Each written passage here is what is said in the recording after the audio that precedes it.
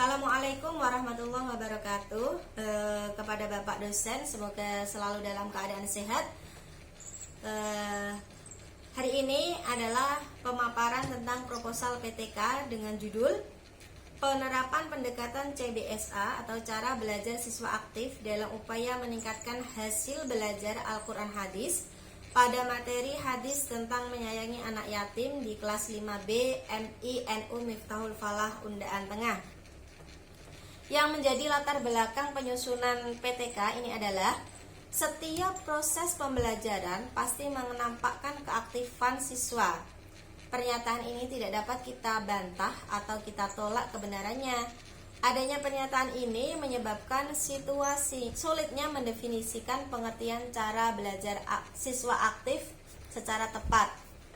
Kepastian adanya keaktifan siswa dalam setiap proses pembelajaran memberikan kepastian kepada kita bahwa pendekatan cara belajar siswa aktif bukanlah suatu hal yang dikotomis.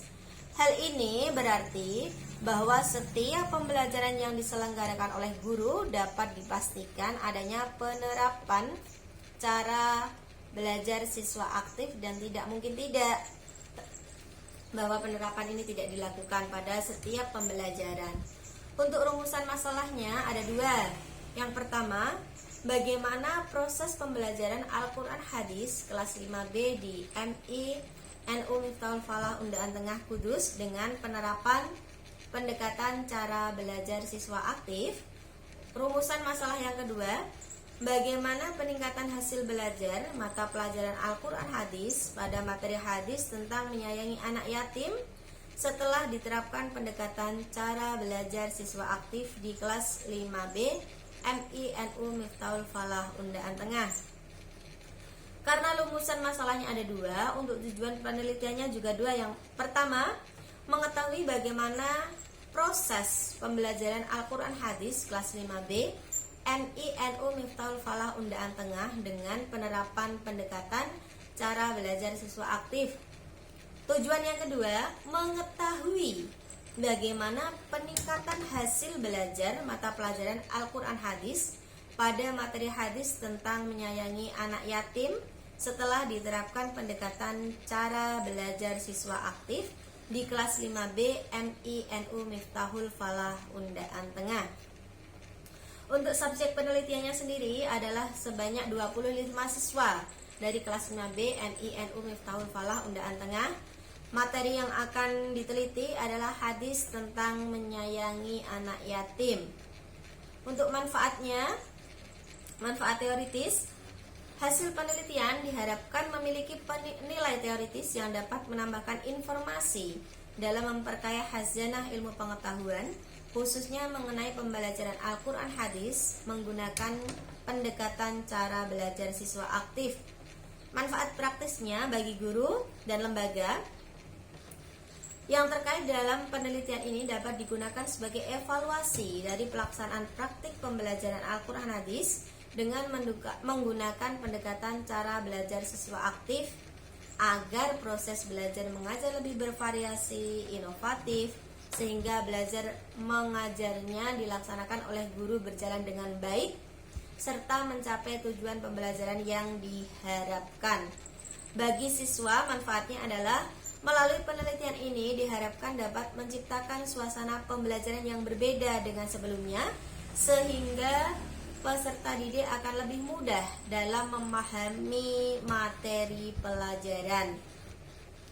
Untuk kajian teori yang saya gunakan secara singkat, pembelajaran Al-Quran Hadis dapat diartikan sebagai interaksi antara peserta didik dengan lingkungannya sehingga terjadi perubahan perilaku ke arah yang lebih baik pada mata pelajaran Al-Quran Hadis yang ditempuh melalui strategi dan metode pembelajaran yang sesuai, sehingga tujuan pembelajaran Al-Quran Hadis itu bisa tercapai.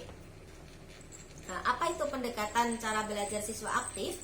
Pendekatan cara belajar siswa aktif adalah sebagai anutan pembelajaran yang mengarah kepada pengoptimalisasian pelibatan intelektual, emosional siswa dalam proses pembelajaran dengan pelibatan fisik siswa apabila diperlukan pelibatan intelektual, emosional ataupun fisik serta optimalisasi dalam pembelajaran diarahkan untuk pembelajaran siswa bagaimana belajar memperoleh dan memproses perolehan belajarnya tentang pengetahuan, keterampilan, sikap, dan juga nilai. Pengukuran cara belajar siswa aktif itu sendiri ada 3. Yang pertama, adanya keterlibatan intelektual emosional siswa, baik melalui kegiatan yang mengalami, menganalisis, berbuat, atau pembentukan sikap. Yang kedua, adanya keikutsertaan siswa secara kreatif dalam menciptakan situasinya yang cocok untuk melangsungkan proses belajar mengajar. Selanjutnya, guru bertindak sebagai fasilitator dan koordinator kegiatan, bukan sebagai pengajar atau instruktur yang mendominasi kegiatan di kelas. Jadi, siswa diharapkan benar-benar aktif dalam proses belajar mengajar dengan penerapan pendekatan cara belajar siswa aktif. Untuk instrumen, data dulu. Untuk teknik pengumpulan data yang digunakan nanti rencananya adalah melalui observasi langsung, melalui tes, dan melalui studi dokumentasi. Untuk instrumen observasi, ini ada keaktifan siswa, mulai dari siswa aktif mencatat materi, siswa aktif bertanya, siswa aktif mengajukan ide. Untuk perhatian siswa ada 3 poin. Diam, tenang, fokus pada materi, antusias yang ketiga. Untuk kedisiplinannya juga ada 3. Kehadiran, datang tepat waktu, pulang tepat waktu. Untuk observasi dari penugasan, yang pertama, mengerjakan semua tugas. Ketepatan mengumpulkan tugas sesuai waktunya, mengerjakan sesuai dengan perintah. Untuk lembar tesnya ini nanti diambil sampel 5 soal dengan hasil baik, cukup, atau rendah. Ada 5 soal. Yang pertama, siswa menjelaskan pengertian anak yatim. 2, sambung hadis atau meneruskan hadis. Soal yang ketiga, menerjemahkan kosakata hadis. Yang keempat, menyebutkan perawi hadis. Dan yang kelima, menjelaskan isi kandungan hadis. Nanti skor maksimal adalah 100 dengan capaian kategori baik, cukup, dan juga rendah. Untuk teknik analisis data, ini saya menggunakan pedoman dari Nur Aini yang diterbitkan pada tahun 2016. Yaitu dalam penelitian ini, teknik yang digunakan adalah penelitian tindakan kelas, yaitu menggambarkan hasil belajar. Apakah ada peningkatan hasil belajar di dalam kelas melalui pendekatan cara belajar siswa aktif. Data yang diperoleh dalam penelitian ini berasal dari observasi atau pengamatan melalui tes. Untuk mengetahui peningkatan hasil belajar siswa mata pelajaran Al-Quran Hadis pada materi hadis tentang menyayangi anak yatim, ini dalam kategori